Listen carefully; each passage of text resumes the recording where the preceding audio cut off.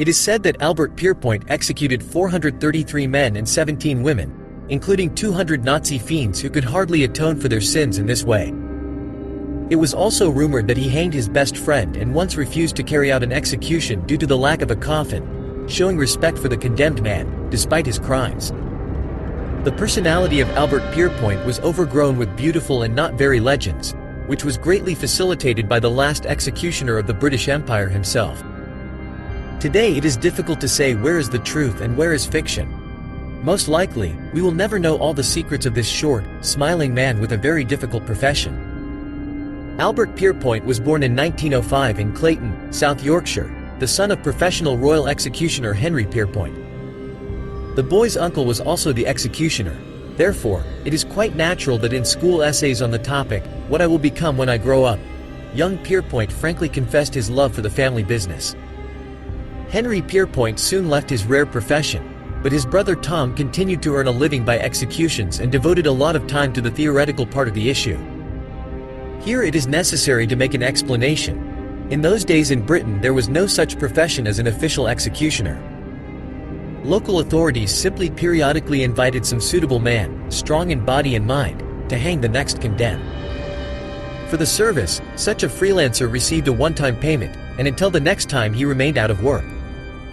The future virtuoso of the scaffold read his uncle's working diary, where he described the executions in detail and analyzed the mistakes made in their process. Despite his interest in death, Albert did not immediately become an executioner. The young man managed to work at the factory, mastered the profession of a horse-drawn cab driver and a car driver, tried himself in commerce. Only at the age of 25, a young man who did not find himself in any sphere of human activity, wrote a petition to the prison commission and got a job as an assistant executioner in the Pentonville prison in London. Albert Pierpoint hanged his first man at the age of 27, in 1932. His name was Patrick McDermott. He was an Irish farmer who killed his brother in a drunken brawl. The execution took place in a prison with the incredibly mocking name of Mountjoy. This made it possible for Pierpoint to marry Annie, the owner of grocery stores, in one of which he spent time as a seller in between executions. The wife knew about the profession of her beloved, but was rarely interested in the details. Meanwhile, Pierpoint took his favorite business very seriously. The day before the execution, he personally appeared to the condemned and found out his exact weight and height. Albert needed this information in order to accurately calculate the length of the rope. Such an important nuance could affect the quality of the work, because if the rope was too short, the suicide bomber died of asphyxiation, long and painfully, and if the rope was too long, it killed instantly, but not aesthetically, often tearing off the head of the corpse. The opportunity to study the issue in practice allowed Albert in the mid-40s to develop a table that is used by gallows operators to this day. Pierpoint was a virtuoso of his craft. Early in the morning, on the day of execution, he went into the prisoner's cell and lightly touched him on the shoulder with the words, "Everything will be fine, come with me." Albert was a little deceitful, because a few minutes after waking up, the criminal was already hanging in the noose. No one before Albert, and even more so after, could execute a person so quickly and efficiently. The executioner explained the speed of the execution of the sentence with considerations of humanity. He did not want to cause unnecessary moral suffering to the prisoner. It was high qualifications that caused the high confidence that the Allies had in Pierpoint after the end of World War II. It was Albert who had the honor of executing Nazi criminals sentenced to death in Nuremberg. Business trips to Germany became regular. In total, the executioner went to work 25 times, sending 200 condemned to the next world. Thanks to this responsible work, Pierpoint became famous, and he was revered almost as a national hero.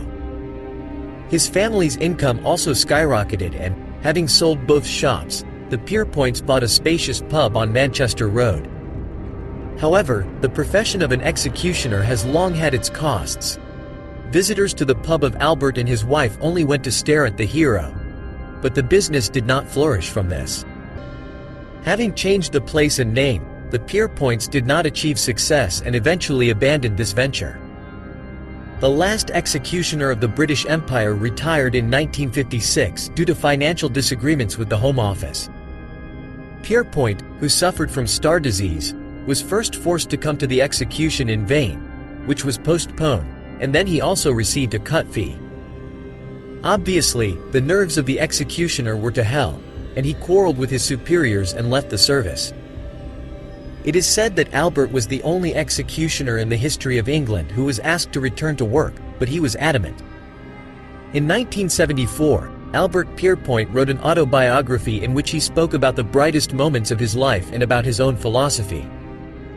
To the surprise of readers, the former executioner declared that execution as a means of preventing crime does not work at all, and he regrets almost all the lives he interrupted. Once upon a time, he had enough inner toughness and courage to take on the most terrible of his contemporary works. Now he had the strength to admit that he was wrong and give a warning to posterity.